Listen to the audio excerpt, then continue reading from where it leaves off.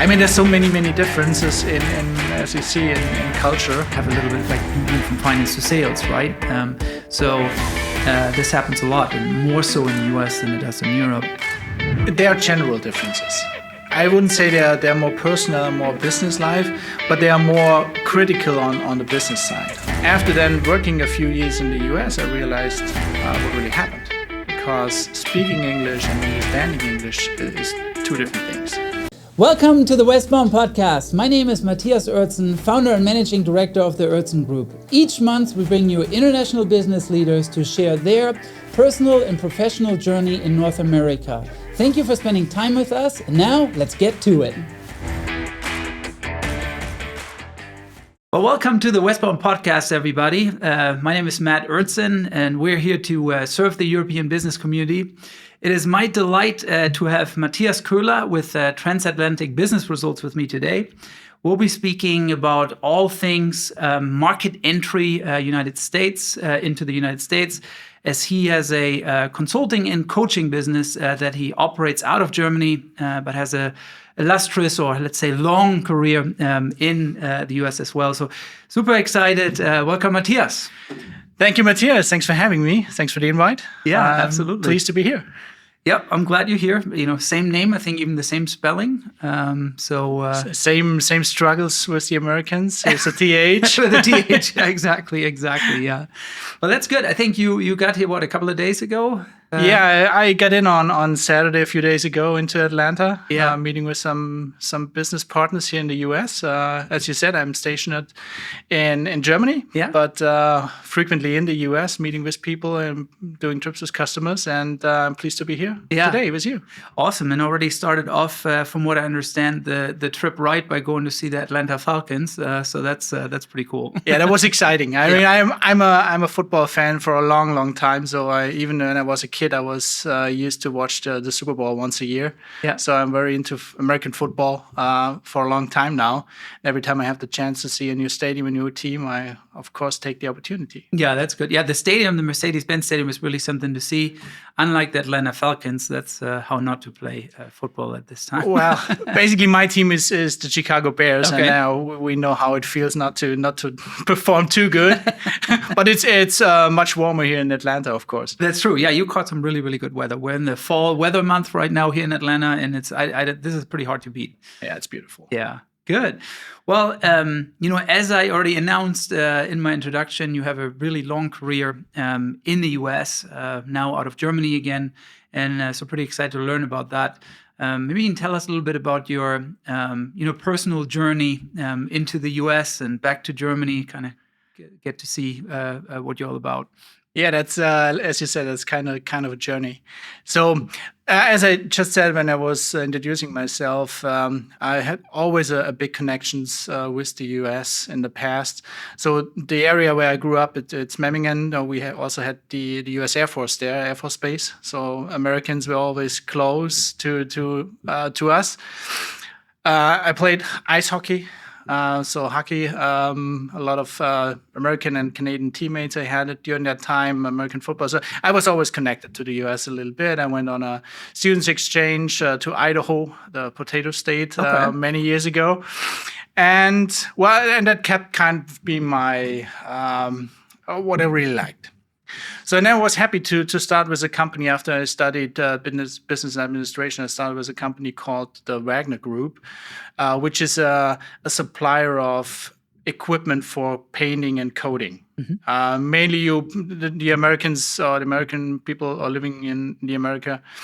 They will find those products in Home Depots and Lowe's stores, starting with DIY business. They have also contractor business for professional use, as well as industrial equipment. I think I have a paint gun from them that I used for a fence, I think. Like an electric one. Yeah. Yeah, exactly. That's exactly the product. And the funny thing is, when I started with them, they told me, okay, we have 80% market awareness in the US. I said, no. And I told my friends in Germany, I'm working for Wagner. I said, who is a Wagner Pizza or what is it? Yeah. They don't know the company. It's really a hidden champion. First time I was entering into the US for the company, I said, they ask you, who are you working for? And they said, oh, yeah, Wagner, the sprayers. And I said, no, that's not possible. then they took me away because besides my first name with the TH, I also have Koehler, which is an OE in my last name. So it's very difficult. And I did some misspelling in one of the documents. So they pulled me aside and clarified that one. And the guy was asking, what are you doing in the US? I said, yeah, I'm working for Wagner. Oh, paint sprayers. I couldn't believe it. The first two guys in the US talking about my new company, they immediately knew me. Yeah. So what I learned, I mean, Wagner did a lot of good advertising in the US, even on television for sports events, etc. So brand awareness was there. I started with that company. Basically, I started in finance. So became a financial controller, doing the controlling, bookkeeping, reporting, budget planning, also for the subsidiaries, including US subsidiaries that we had. By the way, the company is there located in the southern part of Germany, close to Lake Constance, where I'm again living as well. After a few years, I made the switch from financial controlling into sales, which my CFO at that time, he couldn't believe what he heard when I said, okay, well, I want to go into sales. And he said, why does a finance guy go into sales? Yeah. The reason was I wanted to climb up the ladder and said, okay, well, you cannot become a manager in any way without having any sales experience. So he agreed that that's probably a good path to go. I started doing sales for the industrial division, powder coating equipment in the southern part of Germany. Started right after the Lehman crisis, so it was really the best time to sell capital investment products. The good thing was expectation level wasn't too high at that point. Yep. Nevertheless, it seems I did kind of good when they made me the head of sales of powder equipment for the German market. So I had salespeople there, some sales reps, and loved what I was doing at that time. It went well, crisis was over. And then suddenly, my former CFO approached me in the cantina. I said, well, are you still flexible with your wife? And I said, oh, what do you mean by flexible? I said, yeah, we talked about maybe there's a broad opportunity. Would you be willing to take it? I said, well, can you tell me where it is? Yeah. Depends on where abroad. Exactly. Yeah, you cannot check with your wife and come back to me, and if you're good, I will give you more information. So. Oh, he didn't even say. No, at that point he didn't. Okay. So I went home. We discussed this. We had a 3-year-old son at that time, and my wife said, "Okay, well, we talked about this. We can do all of that, but I'm not going to China. I'm not going to India with a 3-year-old kid. Yeah. So clarify where it is." Well, next day, I approached my CFO again, and he said, "Yeah, it's the US." And I said, "Okay, well, immediately we're in." And he said, "Well, now there's the flip side of the coin.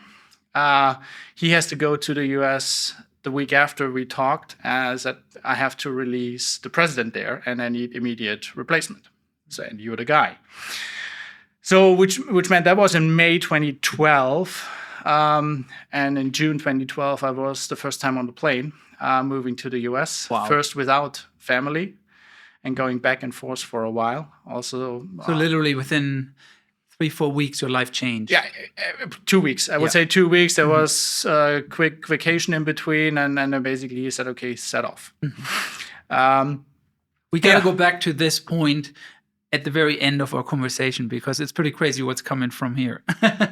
It is. Yeah. If you kind of look back, it's probably remarkable, right? It's unbelievable. Yeah. If you had said no, your life would have taken a completely different direction.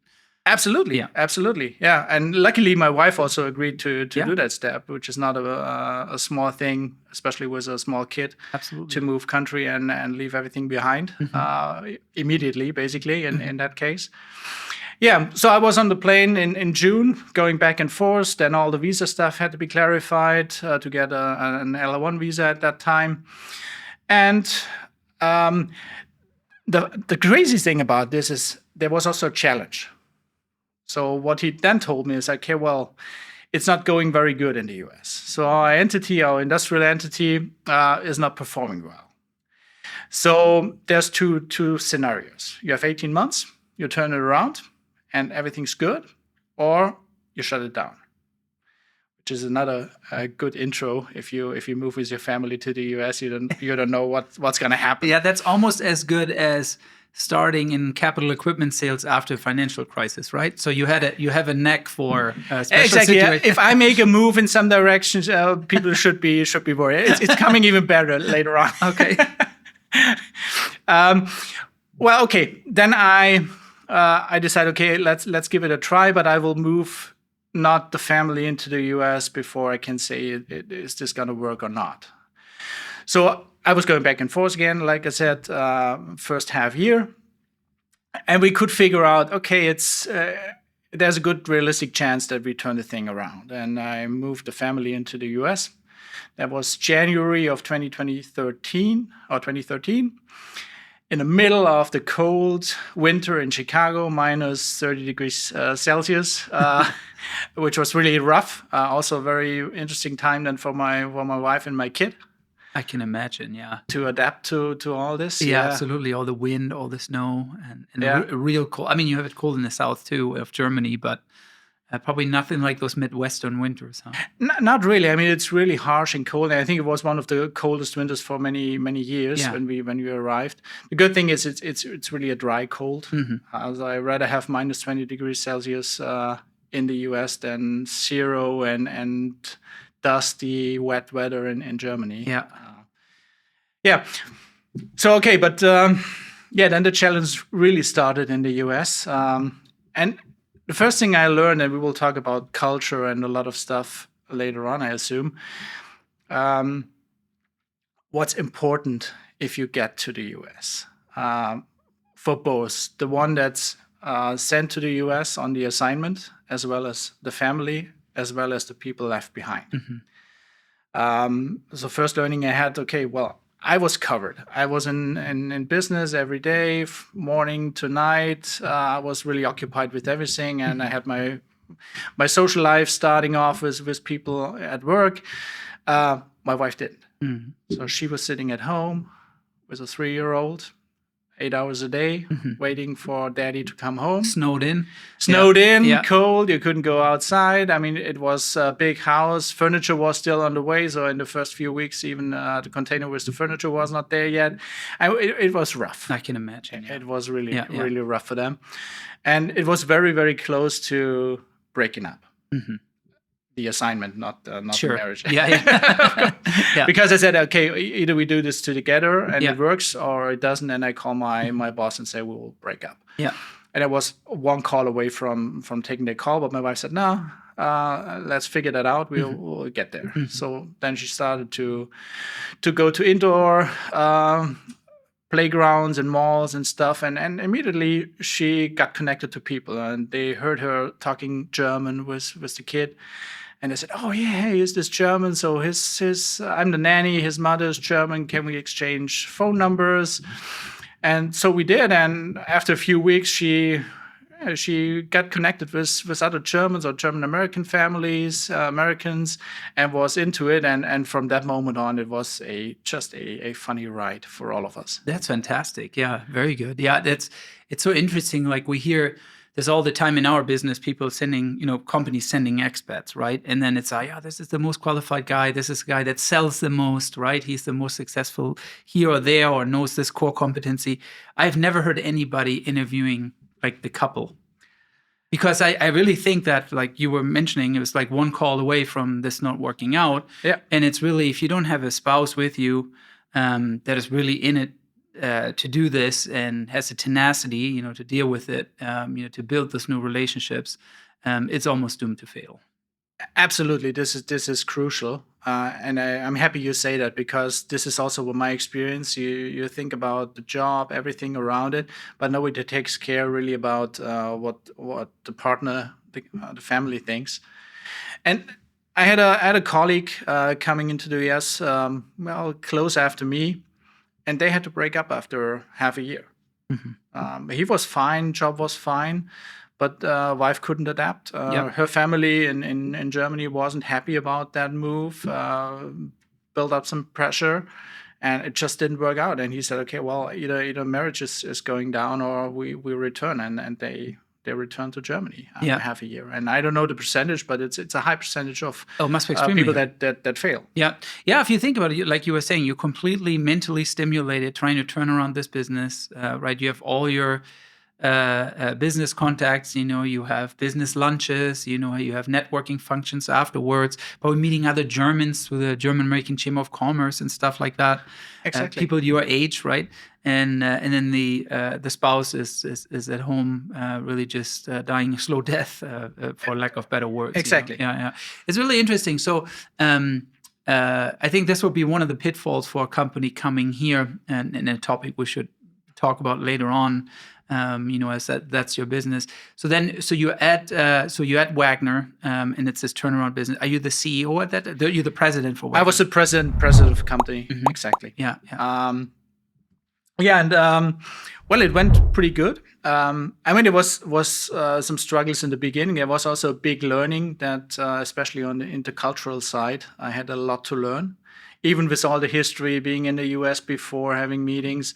But it's way different if you're just there for business meetings, going to a trade show, be there on a vacation, even on a business a students exchange, or working there, having people, having the responsibility for people, having customers, being responsible for doing the sales in the US. And that's one thing I learned after half a year, that I have to adapt. And I have to operate differently, be more focused on what's going on, understand, read in between the lines, because there was one thing that was happening. Let me tell you a little story. It was shortly before Thanksgiving 2012. Mm-hmm. One of my sales guys, he was with the company for more than 10 years. He gave me a call and said, "Hey, Matthias, I want to discuss some things. And when can we meet?" I said, "Well, I'm going to Germany over the holidays or over Thanksgiving. Can we do it when I come back?" I said, no, let's. It's really urgent, so we should talk. Can we meet with all the traveling? Can we meet in between? He was from Cincinnati, I was from Chicago. They said, "Okay, let's meet in between in Indianapolis for a lunch." So we're both driving there, had a nice lunch. So I explained to him what my plan is. He addressed his concerns, and it was a really nice lunch that we had, really nice conversation that we had. And said goodbye. Hey, enjoy your holidays, and let's talk after Thanksgiving. So on the way back to Chicago, I was really happy. I said, "Okay, well, we got this figured out. He's fine. Everything is good." As I said, I was that night. Actually, I was heading to the airport, flying back to Germany for the long weekend because family was still there. Had a business meeting.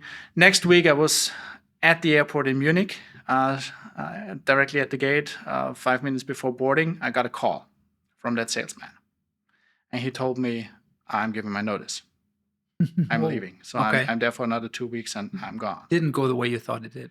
It didn't, absolutely. And that was the most horrible flight I ever had in my life, because it was before we had Wi-Fi and everything on the plane. So I had 10 hours to think about it. Oh, man. With on my own, nobody else there to discuss this topic. It was horrible. But what I realized is, okay, I didn't get it. There was something in there I didn't get. And after then working a few years in the US, I realized what really happened. Because speaking English and understanding English is two different things. And as especially with the Americans, they are very polite when it comes to confrontation. So if, they're very direct if it comes to business or some technical stuff. No, there we understand each other very well. But if it's a conflict or some friction going on, then they move to a different approach. I don't know if you know the sandwiching method. The positive message, or sandwich, and then in the South, this takes on a whole nother level. Exactly. That I can tell you about. I mean, it's quite interesting. Someone can really kind of cuss you out, and you have no idea it's happening. Exactly, and that was happening to me. Yeah. At that point, so he said, "Well, hey, great, you're doing a great job. This is good and that, and we have to be better on service. We have to work on our relationship with the Germans. They're a little bit complicated here and there, but hey, we're on the right track. Everything is fine." So what he really wanted to say, okay, our service sucks, and it's horrible to work with the Germans. But at that point, I didn't get it. So that was a big learning, and also one of the big pitfalls.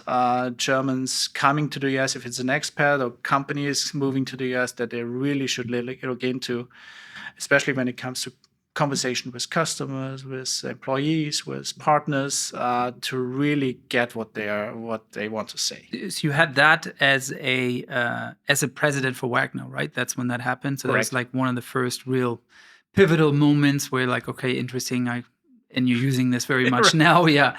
And then how did that end with Wagner, or how did you make your way back to Germany just to kind of finish the professional part? Yeah, of your the professional part. Yeah. So we figured all this out. So Yeah. we got this all cleared up. We also improved the business. So in the end, it was profitable. Again, after 2 years, we got the turnaround. We also had the opportunity then to acquire a company in Denver, Colorado. So the main business for Wagner in Chicago was powder coating, but we acquired also a liquid coating company in Denver then. So I did the integration, but already discussed with Germany. Okay, the question was, okay, do you want to stay in the US permanently, or do you want to come back?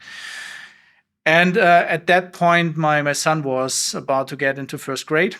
So the decision was, okay, either we stay in the US, be there permanently, or we come back. Decision was taken then to get back to Germany because first, our main reason was family. It's like, okay, well, parents, some health issues with my father-in-law. Said, let's come back to Germany and get our son into first grade in Germany. So that's when I came back to Germany, still with Wagner at that point. I took over a plant management position in the center of Germany. Also an integration of an acquisition that Wagner did at that time. But at that point, before I even moved back to Germany, I was already in contact with another company, Sargas. The Americans would say Sargas. It's a little bit complicated there. They are manufacturer of aluminum boxes, aluminum ladders. Maybe the one or the other may know them. And their products, especially the aluminum boxes, are getting more and more popular here in the US, meanwhile. I think they have a whole fan base in the overlanding Jeep community, kind of military, and that kind of like supply kind of, right? Yeah, Isn't that right? exactly. That's how I know them from Germany, actually, because I used to be like much earlier in my life, but like very into camping and hiking, all those kind of things. And they definitely had a space there too in Germany. Absolutely. On those overland cars, you see the boxes or the cases a lot of times. The other area where you might see it is in the military. So if somebody's at the military or was at the military, then typically those boxes, especially for the medical stuff, it's carried in those aluminum cases. Interesting. Which is also interesting. So, and I became responsible then for the entire international business of Sargas, excluding the German part, Germany, Austria, Switzerland. So the DACH area was a colleague of mine, but I was responsible for everything beyond that. So which means Scandinavia, Eastern Europe, France, all kind of countries, England, and also a subsidiary in the US. And well, something that happens again. So my CEO at that time, he approached me and said, well, we hired you, and there's also a reason. So we are not too happy with our US business. So can you have a look at that? I know you turned around another business already. You have some experience in the US. Can you see what we can do there? Again, either we get it to work or we shut it down. So, of course, I did that. Went into the US a couple times. Is this Chicago again? Or? No, that was Charlotte, North Carolina. Okay. Mm-hmm. So I was more to the south.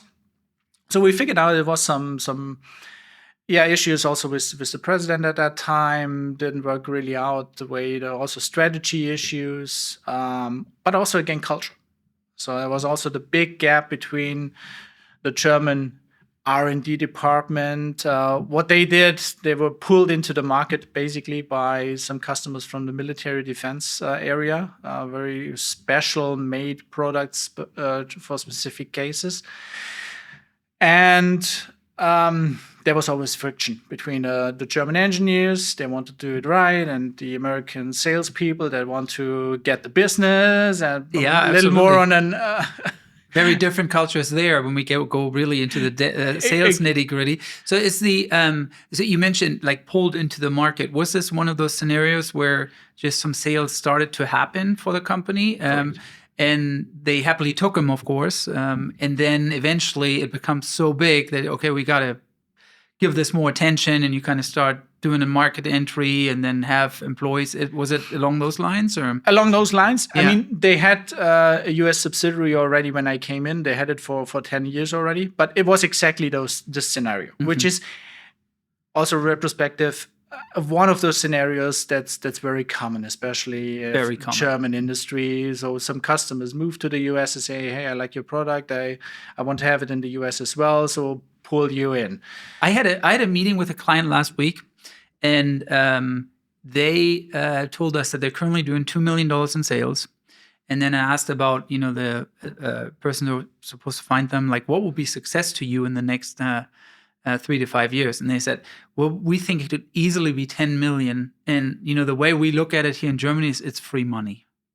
I mean, there was no strategy or anything behind it. It was just more so these products just happened to sell in the US, and now it's too much volume that we have to give some thought to this. So you wonder what they could do if there really was a strategy. Yeah, exactly. Yeah. And that's what happens a lot of times. So also one of the pitfalls, we can get into that later on a little bit more, but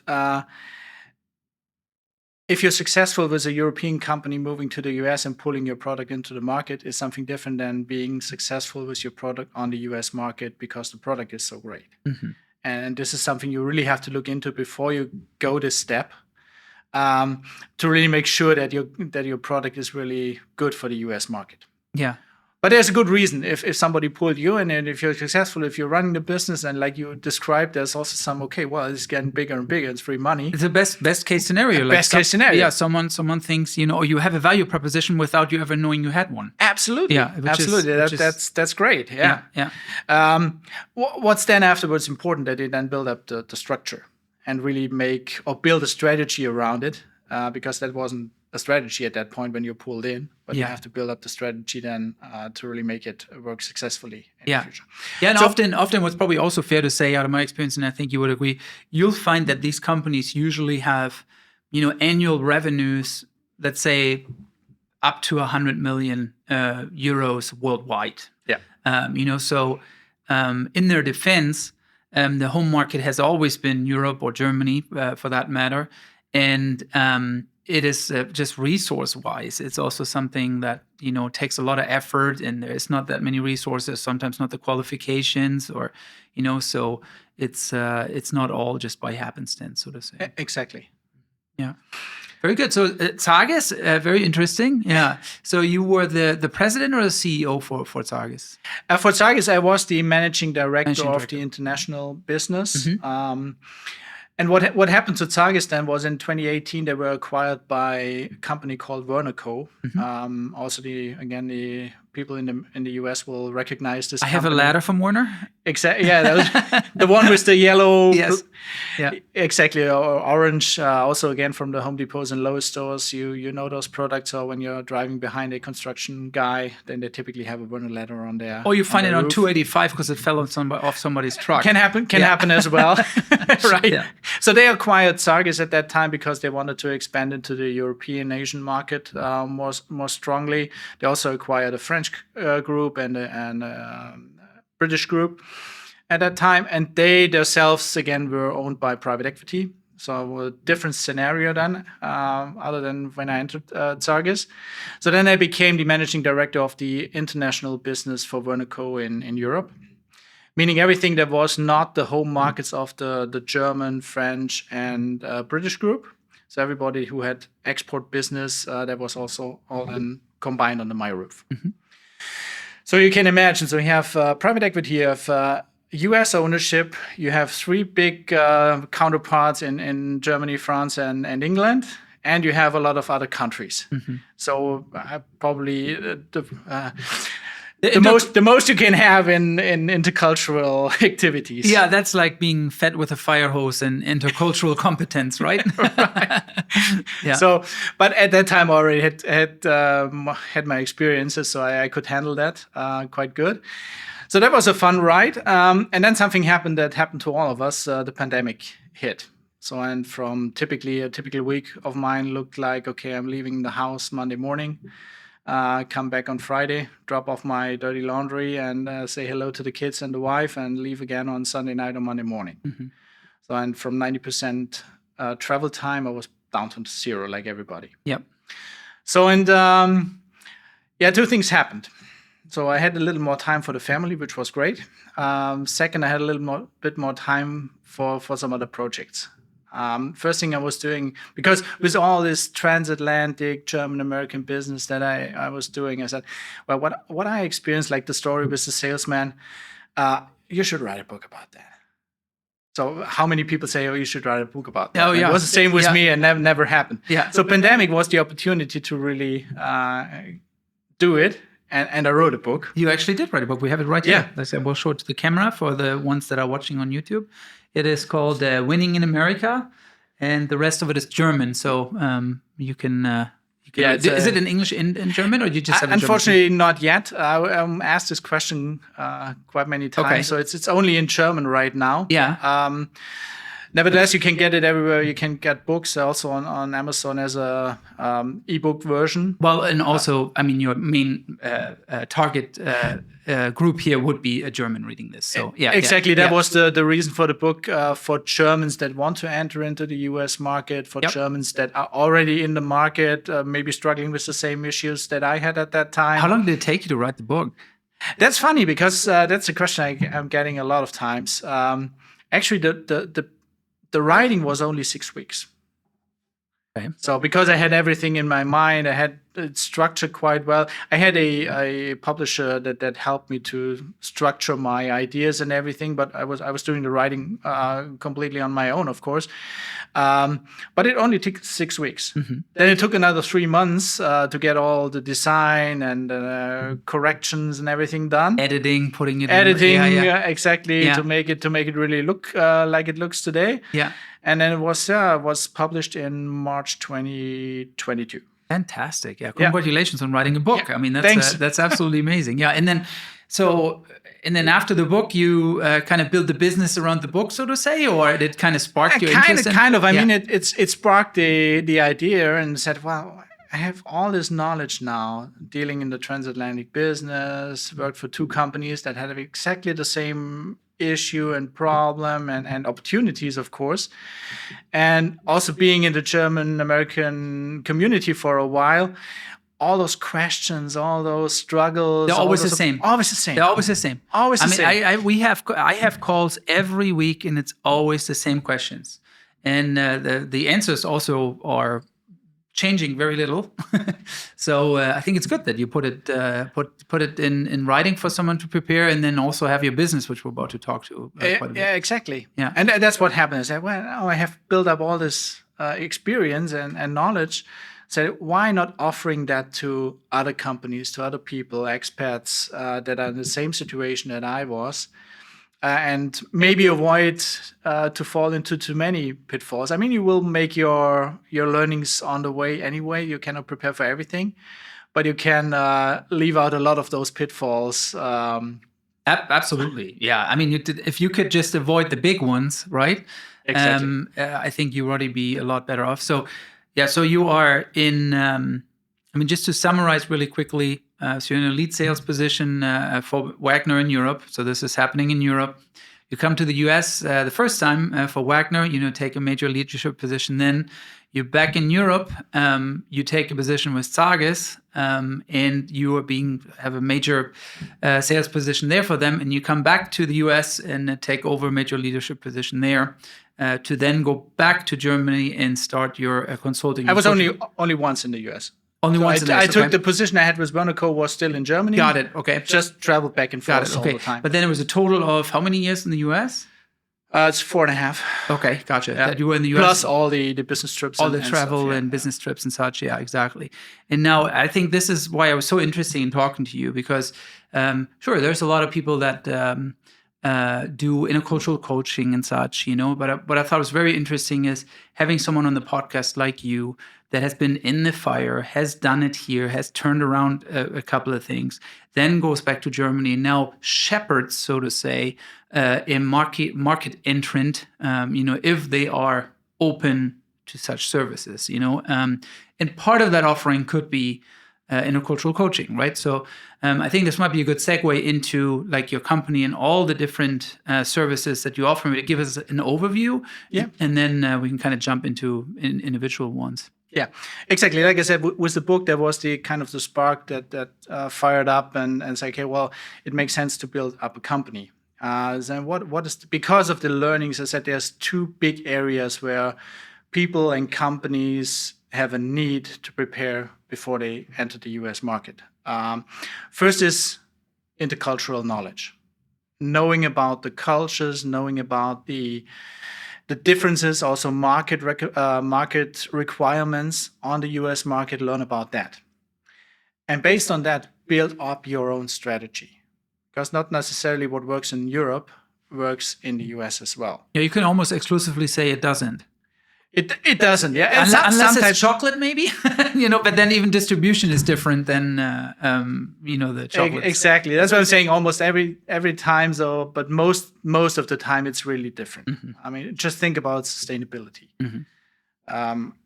When I came with Wagner from Europe into the US, in Europe, being responsible for the German market, every sales call was about, hey, energy efficiency. How can we do that better? How can we do that more efficient? Same product on the US market, 4 years, I had not once a discussion about energy. Remarkable. That's remarkable. Yeah.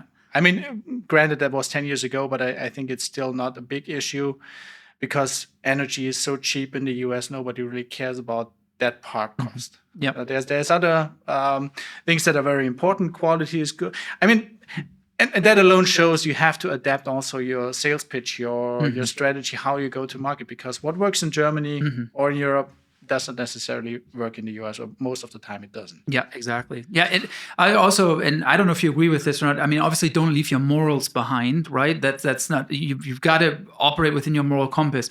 But in the end, is you want to be successful in the US. So why do you care? Leave some of this stuff in Germany and just really focus on adapting a business case to this market. Here we say, when in Rome, do as the Romans do, right? And that's really what it is. Just do what needs to be done here to be successful here, and don't stell dir kein eigenes Bein, as we would say in Germany. Don't trip yourself. Yeah, yeah, exactly. So that's why my business is based on two pillars. Which one is the intercultural part, to understand the market, to understand the cultures, the gaps, and on the other side, then transfer it into a winning strategy. So gain intercultural competence, turn it into a winning strategy, and then you're very well set up for the first steps on the US market, doing the market entry, building up a company, found your company, everything around it. Yeah, that's interesting. So at what stage do you usually get involved with a prospect? Typically too late. Too late, okay. No, let's rephrase that. The best way or the best moment to be involved would be right in the beginning, when somebody thinks about, okay, we want to expand or enter the US market. Because there's a typical German way to approach things is planning, which we will see it's a little different in the US as well. But in the beginning, I think the planning process is important. So the best way would be to really educate yourself about the differences, what the market requires, and build up your strategy before you even found a company in the US. So I say typically that should be the way. A lot of times it happens differently because either you're pulled into the market already, you're already there, or you say, okay, well, we know the Americans, we speak English, it's all no problem, let's get it started. Just my experience, you can save a lot of money if you put a little more work in the beginning. rather than just jump into the cold water, because it's something different if you open up a new business, and let's say in Portugal or in Scandinavia, rather than building up a new business across the pond. Mm-hmm. Yeah, time difference, different culture, everything. Yeah, exactly. Yeah. Interesting. Yeah, that almost answers my next question that I would have had is like, if there was an ideal process, what would be, we talked about the timing of it, what would be an ideal process look like? Like if you had a process that let you in really, really early, what would you go through with them? Yeah. Like I just described, coach or train them, have seminar on the intercultural thing, build up the strategy. If the outcome is okay, it makes sense to enter the market, then establish a company in the US and follow through with your strategy. Mm-hmm. Work on that. Also work with a few scenarios because sometimes it comes different than you have planned it. Every plan is only as good as it is, and then there's often be prepared that this may change. Either you're growing slower than expected or even faster than expected, and then you need to act quickly. Also, if you're in the people business and then hiring business, especially in the US, it's really crucial that you know before you looking for somebody what is the scenario, because if somebody is ready, they're ready. Mm-hmm. You need to hire them immediately. Yep. There's no big time like in Germany with notice periods. And so if somebody's ready, they want to have an offer within hours. You need a benefits package. You need to have everything thought through. Are you going to go employment contract? Are you going to have an offer letter? You need to have a handbook. You need to be incorporated. All those kind of things. You got to think about payroll. With these market entrants, a lot of those things is, oh, we'll deal with it once we find the right candidate. It's like, nope, that's too late. We need to talk about this before, But what I think was really interesting about your approaches as well, and I've seen you do this with companies, you will go as far as accompanying them on trips to the US. There is this whole other discipline of site selection and stuff like that. But so if you're a large company and you're looking to build a plant with 400, 500 employees. Of course, you spend the resources into a formal site selection process. But like many of these small to medium-sized businesses that we discussed earlier, they might just want a consultant on their side. Like maybe you can talk a little bit about this. Correct. It can go up to that extent. For example, I have one very good customer where I also do the project management for them. Mm-hmm. So it's a small, medium-sized company, and their managing director say, okay, well, I have so many things to take care about, but I want and I need to go into the US market, but you take care of it. Mm-hmm. So we do business trips like you described a couple times into the US, also get him familiar with what's needed, what not, look at different sites, what's potential, but also work with their team directly to say, how do we build up the business? Mm-hmm.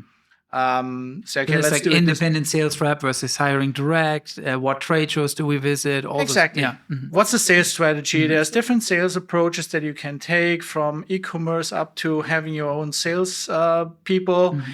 And there's no right or wrong. It's just specific on the needs of the company and what they're building. It can look very, very different. Mm-hmm. And really guiding this process, being their coach on the way, mm-hmm. As much as they need it. Mm-hmm. So if you were to mention like 2 or 3 or a few like of the biggest misconceptions that your prospects have about the market, about the US market, what would those be? Well, misconceptions. I would say the most dangerous is we know the Americans. Mm-hmm. This is only right to a certain extent. Like I described with my example earlier, with the salesman. Even if you understand what they're telling you, you probably don't understand what they want to say. I have a really great story about this too. So I have a colleague of mine, and she used to work for I think it's a German jam manufacturer. And she was sent to a trade show she had just finished her apprenticeship. I think she was like 24, 25 at the time. She's now obviously working for us. And she said she went to the trade show, and it went so well, this trade show, that she went to Germany and rang all alarms to say, we need to get ready for all these orders that are about to come. Because here's all the cards that I've collected. And this is it was amazing feedback about our product, right? And then she tells us today, of course, she's like what she had completely misjudged was just how friendly Americans are and generally curious and interested in the product, right? And she had this, from a German perspective, this would have meant many orders are coming, right? So I thought that was quite interesting because now I know I've lived here for 20 years now, but I could totally see that happening to myself when I first came, Yeah. That's absolutely correct, and that happens also a lot of times because there's so many opportunities, and Americans are very polite, and they won't. Again, like what I said before, they are not avoiding any confrontation, and maybe they need you later afterwards again, or they want to stay in close contact and be friendly, but that doesn't mean they are ready to take an order or place an order. Mm-hmm. Also, the networking culture is way different. Relationship building, going on events, going for dinners, going for whatever it takes with your colleagues, with your customers, there's always a line where they say, okay, what can you do and what you can't do, but it's way different than like in Germany. Mm-hmm. Yeah. So you have to go to dinners with your customers. You have to entertain them. That's the word for that. Mm-hmm. You really have to entertain them. Otherwise, because you can be sure your competition will do it. Mm-hmm. Yeah, absolutely. Yeah. And business is done very much on relationship. So that was also the learning from the sales guy example that I gave. Typically, salespeople, if they leave, they take customers with them. Mm-hmm. Would you say that's another misconception where? That's another misconception. Maybe the loyalty in Germany is very much, if you're loyal to a company and the salesman's changing sides, doesn't change the relationship. In the US, this is different. Mm-hmm. A relationship is very, very important. And that can also be a good opportunity because like in that example, I was able to find another sales guy from competition within 2 weeks, and he brought a lot of new leads to us. So you can also use it, but you have to be aware that there's a huge difference. Mm-hmm. Yeah. Also with employees, same thing. Yeah, absolutely. Yeah. So in Germany, when I worked for Zages, there was granddaughter, father, and granddad in the same company at the same time. And you start there, you probably are there until you retire, which is very different in the US. Yeah, absolutely. Very different, yeah. What are some of the gravest mistakes that companies make that you see where you just, this is the one where you go to your knees and put your hands over your head and I'm like, I can't believe they just did this?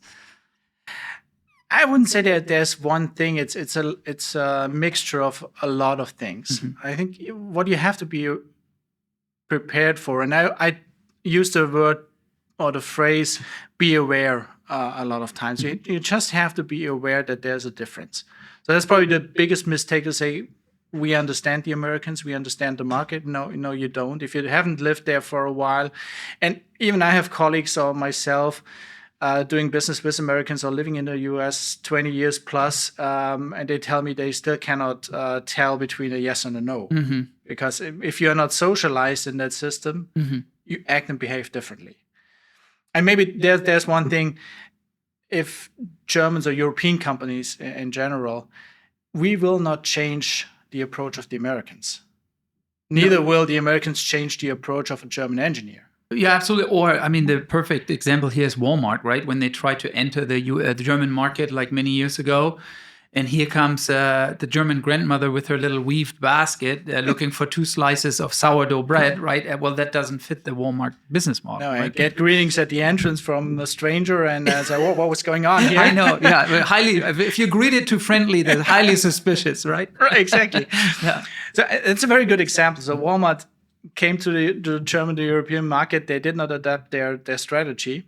Also something that the Americans, of course, do the other way around, need to do, and didn't work out. Mm-hmm. Good example is, for example, McDonald's. Yep. They have different sales approaches, different marketing approaches in different countries. While you can get McCafe in Germany because people want to have their coffee mugs and want to spend time at the McDonald's store. It's really McCafe is it's socially accepted, right? Like if you're a traveling sales guy in Germany, you would go and get a coffee there. Oh, absolutely. Yeah. I was many times in Germany when I was in sales. I was many times in McDonald's because you can have your coffee. Yeah. You get your Wi-Fi. You get everything. I mean, you spend time there. Yeah. Even if you say, okay, let's meet at that McDonald's at that exit at the Autobahn, people will agree to that. Yeah. Yeah. You probably wouldn't do that in the US. No, absolutely not. In fact, I think anybody who drinks coffee would probably stop at a Starbucks, exactly. or like an independent one. Okay, yeah. So McDonald's did a very good job on adapting to each market they're in. That's one of the reasons why they are successful, because they're not just taking the American model and say, okay, this has to work everywhere. Yeah.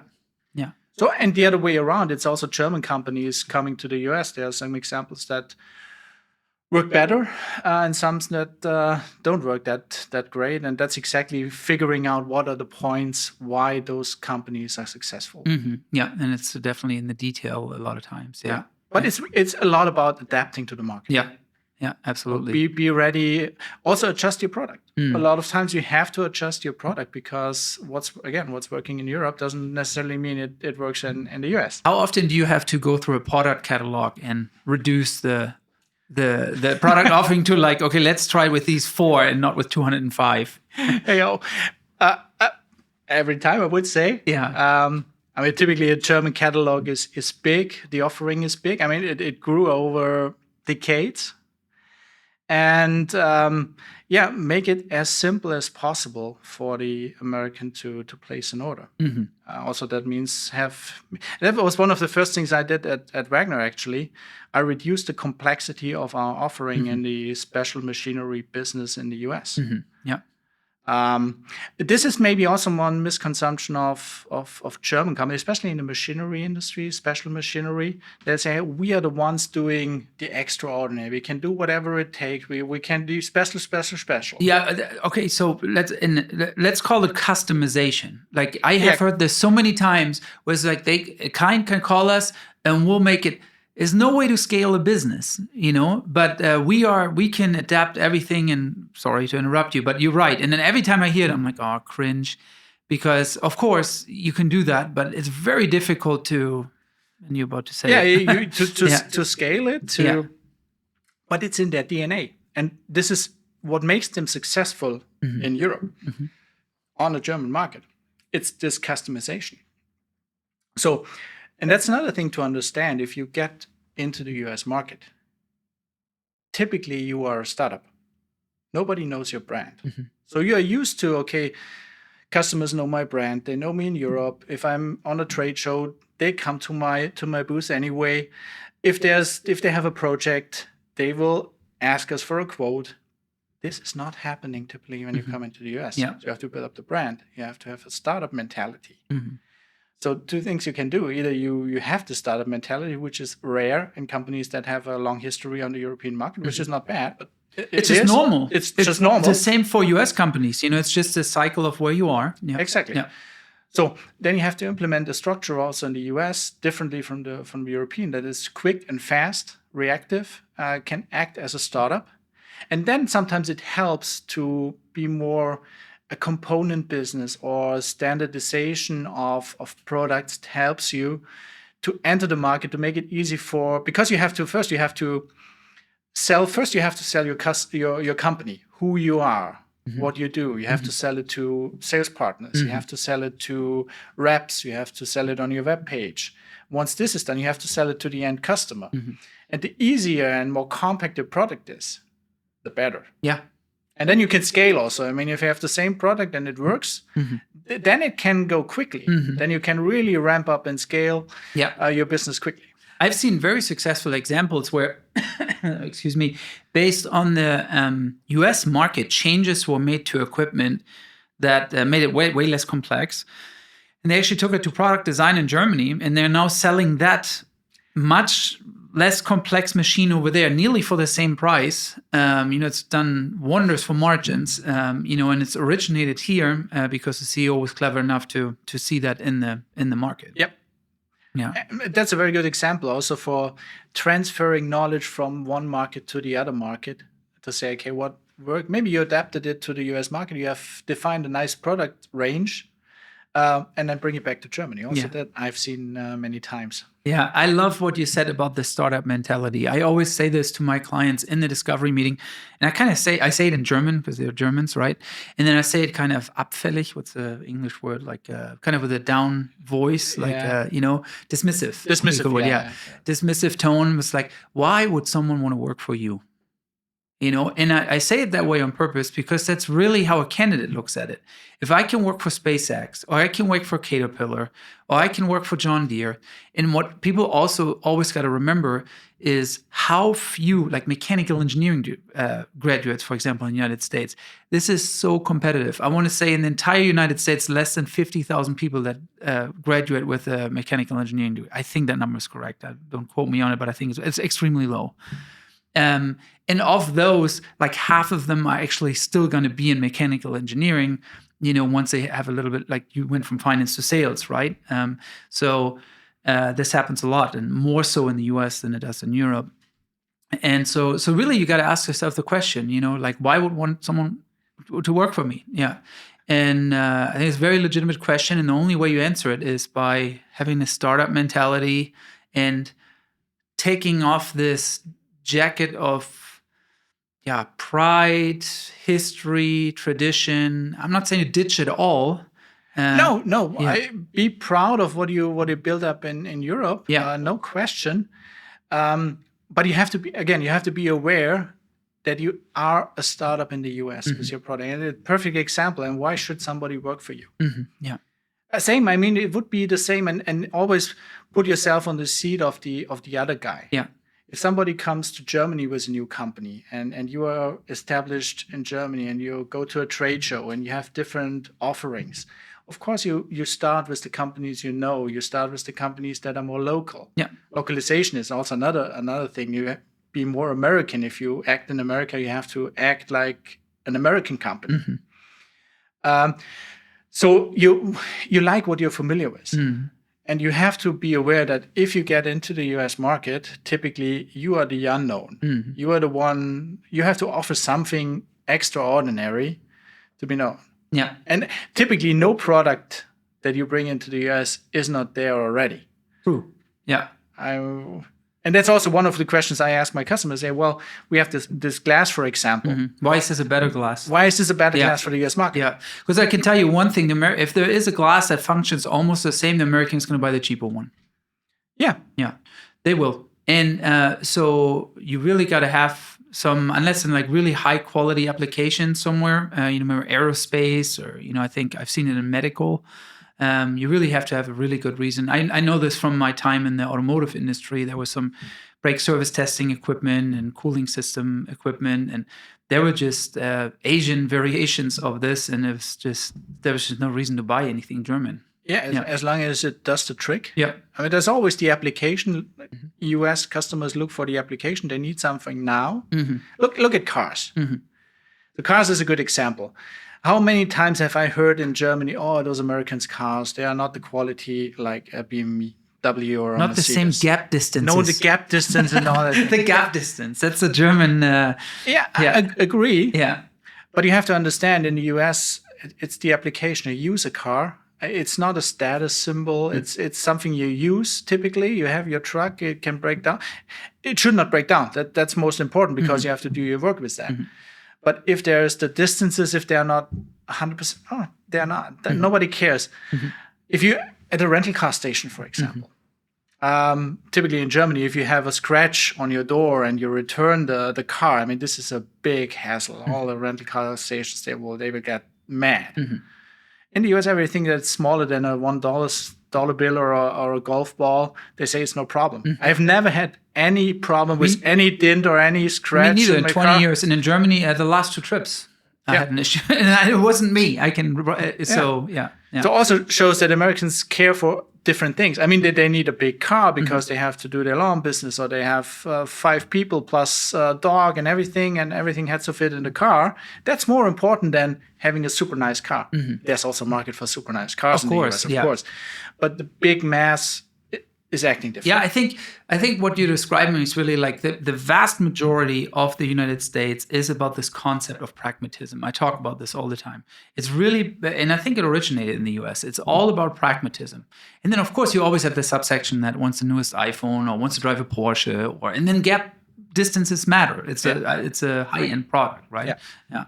It's interesting is that actually, would you say there is distinct cultural differences between Germany and the US? And if so, what would they be? Or is there differences too between personal and business life? Or Yeah, it's there are general differences.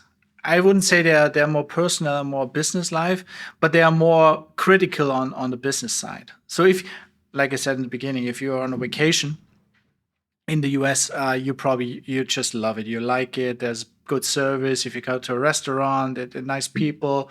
It's always, when I come into the US, it's always kind of builds up my motivation again, because it's so positive. Everything is nice. Mm-hmm. So if you turn into the business, then it's all about money. Mm-hmm. So one of the biggest differences, everything Americans do is linked to money, mm-hmm. or most of the time. Mm-hmm. Starts with school, with what you have to pay for school, and it builds up. Yeah. Everybody has to earn money, right? And the biggest question is always, what's in it for me? Yeah. So your customer has to really understand what's in it for me, otherwise he will not take a decision. Yeah, that's actually how business parties start. So how are the kids? Oh, good. And yours? Good. And then you head out, you talk about what you were meeting. It's just quickly, don't bore me too much with your family details. Yeah, exactly. Yeah. Have a little small talk, which is also very important in the beginning, to build up a relationship, mm-hmm. and to, if you know what the football team of the other guy is, maybe that helps. Mm-hmm.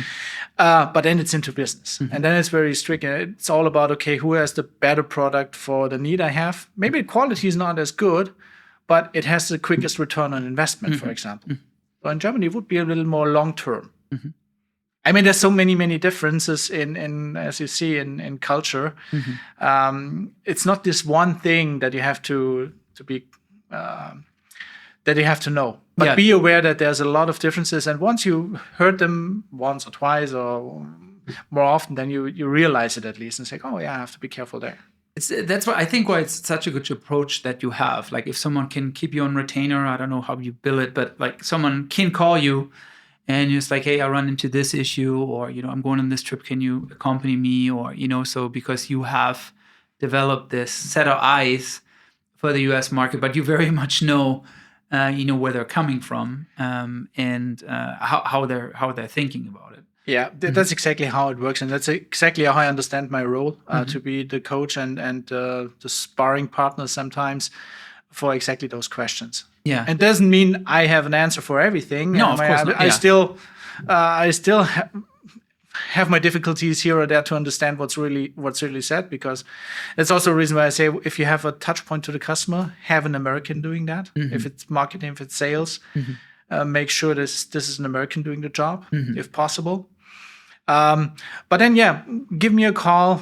We'll figure it out. We'll find an approach to handle it. I mean, we got to know each other through the U.S. business partners. We've known each other before, but this is really how we've gotten to know each other. And I think that's what's so valuable in this network of people. You have the ability to get incorporated. You have the ability to take care of your bookkeeping. Have someone who helps you with strategy, kind of get going, and just like pave the way to make your market entry as smooth as possible, so you can focus on actual mission critical things and not the things that keep you from operating that way, for sure. Yeah, absolutely. Mm-hmm. Yeah, get some help, get some consultancy, some coaching. Mm-hmm. It really pays off. Mm-hmm. Because all of us, we have been through the same things. We said in the beginning, everybody went through the same thing. Yep. And that's why I'm doing what I'm doing. Yeah. And especially in this, that's what I learned in this transatlantic community. Everybody's open to help. Yeah. Because everybody understands, okay, well, I was in this situation years ago. This guy really needs help. Yeah. Or could benefit from some assistance. Mm-hmm. So very open community, I think. Yeah, absolutely. Do you believe that this is coming up, so we got to talk about it a little bit?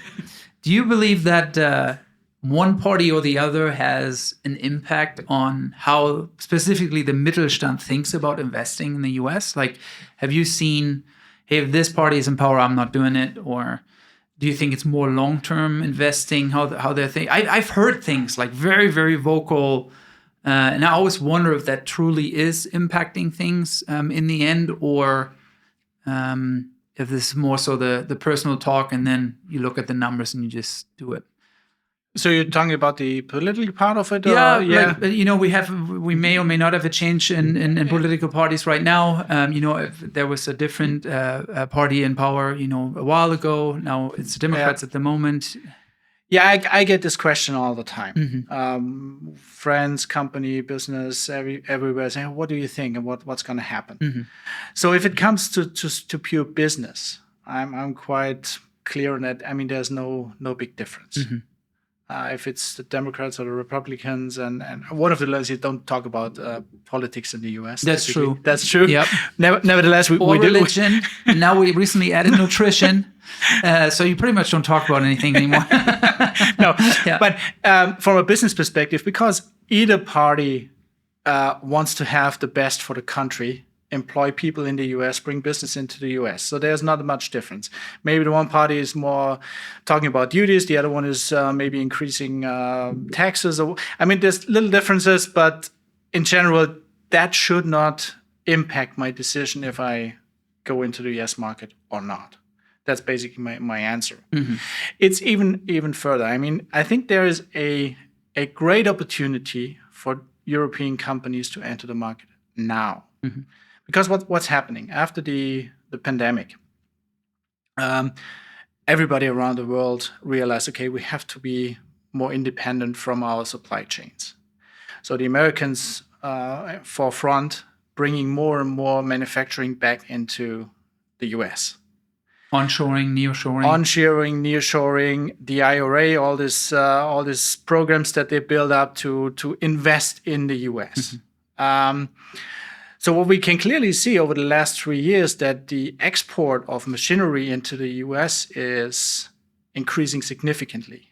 Way more is invested in the US, meanwhile, or shipped into the US machinery than into China, for example. Mm-hmm.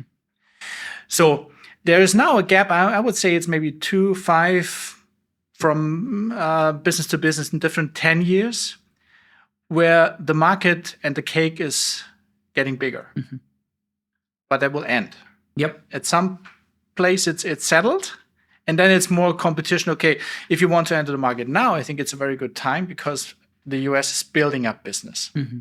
So, and if you have a product, if you have a service that supports this growth in the US, then now is the right time. So I wouldn't stop any investment now, other than if you figure out the product's not working on the US market. Yeah. That's the only exit I would say if we discuss in the beginning, okay, maybe my glasses isn't as great and I shouldn't go to the US market because of price, whatever, different story. But Mm-hmm. if your product in general would work on the US market, now is the time. Yeah, I completely agree with you. I couldn't agree more. It's and that's what we're seeing too. We have in the automotive industry, I must say, we have some, for the same reason actually, for a slightly related reason, Mexico is a big winner in this in certain industries because you still have lower cost of manufacturing.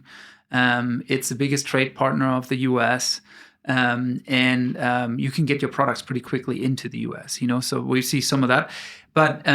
But in general, I think you're absolutely right. It's I think for the next 10 years, we're looking at moderate growth numbers. That is something that's different than Germany specifically. We're just flat or in a recession now for the last 4 quarters, I think. And you have this push of onshoring, nearshoring. I think you have interest rates coming down slowly. First cut was made. So this should really be, no matter of the party, in my opinion, a political environment that or a business environment that you can be really succeeding in. And then this whole made in the US that you talked about earlier. Right? Yeah. I think that's huge for a German company to say, hey, I actually engineered in Germany, made in the US. It's super powerful. Yeah. And that's actually another question I'm getting a lot of time. So what about made in Germany? Is this still a label? Good one, yeah. Well, I say it depends. I mean, there's still German quality. Is if you talk to Americans about BMWs, Mercedes, I mean, they say, "Oh, machinery from Germany." They say, "Wow, that's great product, great quality." Would I put it on my webpage first thing, made in Germany? Probably not. Then rather go the way to say, okay, well, it may be engineered in Germany and built in the US. That would be ideal, or even made in the US, because a lot of Americans, of course, also buy American. So you don't underestimate that. It's a good label, but also be careful where to use it, how to use it. Like I said before, the more American you act on the market with your own company, with your own webpage, maybe with your own people and on the US market, the bigger the chances are you will be successful. Yeah, absolutely. Have you, as far as leadership is concerned, do you think, this is a good one, because there might not be one answer. Do you think a well-assimilated American CEO, right, meaning like an American that understands Germany, or a European guy, or let's say a German CEO that's well assimilated to the US would do a better job in leading his subsidiary here? It's actually a question I ask myself all the time. I don't know if I have a distinct answer. Wow. That's a big one, yeah. Let me tell you I give you a little bit of time to think while I say something else where I'm coming from.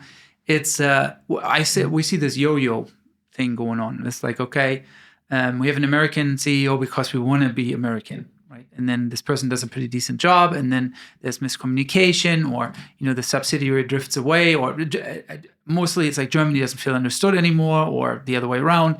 And then it's like, oh, it's time for a European again, or at least someone has a passport and has been to Germany many times, right? And then you go that way, and then after a while, it's like, oh, they don't understand the US market. They're not driving sales again. They go back to an American. There's very few companies that I see that are just super steady in their path. Yeah. I think I'm not clear on the answer. What's the better way to have an American with some German background or with some history, or the other way around?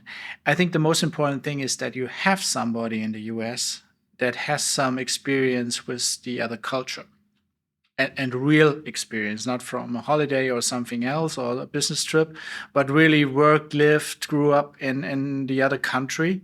I think that can help, especially in the beginning, a lot. If you're a bigger organization and it's mainly American meanwhile, other than maybe the brand and something else, then it may be different. But I think it's very important to have somebody who understands the other culture. So this is what I did also in my past, and the same when I'm consulting companies now, to say, get somebody in the US, either a German with some that has been in the market long enough, or an American with some German history that helps to understand the other culture. And then, like I said before, the more it gets into customer relation, touch point to the customer, there an American is more effective. If it was the technical part to adapt and adjust products, maybe there's also a good reason to have somebody from your headquarters in Germany, for example, that understands the product, that has the network, the connections, that can help. Okay. Yeah, absolutely. Long answer, but... No, I would agree to that 100%, specifically on the core competencies. And as you start out, you almost have to have experts to run it, and then you can slowly give up, control to just to have ensure a smooth start to US. I mean, a great combination is if you have a German expat. That's also one of my questions I'm asking my customers, to say, is there anybody in the organization that would be willing to go to the US? Good question. Okay. So, and if they say, yes, there is somebody, and there's a technical person, I say that this is great. Yeah. Have a technical person go into the US, side him with an American sales party, and have them as a Doppelspitze, working the market. Yeah. That can work very, very well. And that was one of my advantages I had with Wagner, for example, because I knew the entire organization. I knew the people. I knew which button to push to get things done. But I left all the sales part, the marketing part, to my people in the US, because they understood the market. They knew how to work with customers, and I was in the second line. Yeah, interesting. Yeah, that's the way to go. And then also, I mean, it takes someone like you or someone with high emotional intelligence to, to realize that and then, step away and let people do their job, right? Yeah, I mean, this is crucial. Like I said before many times, be aware that there's differences and adapt to it. Yeah. So you are the one, if you, as an expat or as a manager coming into the US, you are the one that has to adapt, not the other way around. I think that's a really good way to maybe close out the podcast as we're reaching kind of the 1 hour mark. Say that one more time. You're the one. If you come to the US, you're the one that needs to adapt, and not the other way around. This reminds me of Helmut Schmidt. Do you know his quote? That it says, if... There's many quotes. What he says, if I'm selling to you, I'll be happy to speak your language. Aber wenn ich von Ihnen kaufen soll, dann müssen wir Deutsch sprechen. Yeah, that's a good one. Yeah. Yeah, and I think that's a good one. So, Matthias, it's been an absolute pleasure. I hope we covered everything. Otherwise, we can do another recording sometime and dive some more. Maybe some more examples, successful examples that you have shepherded in the meantime.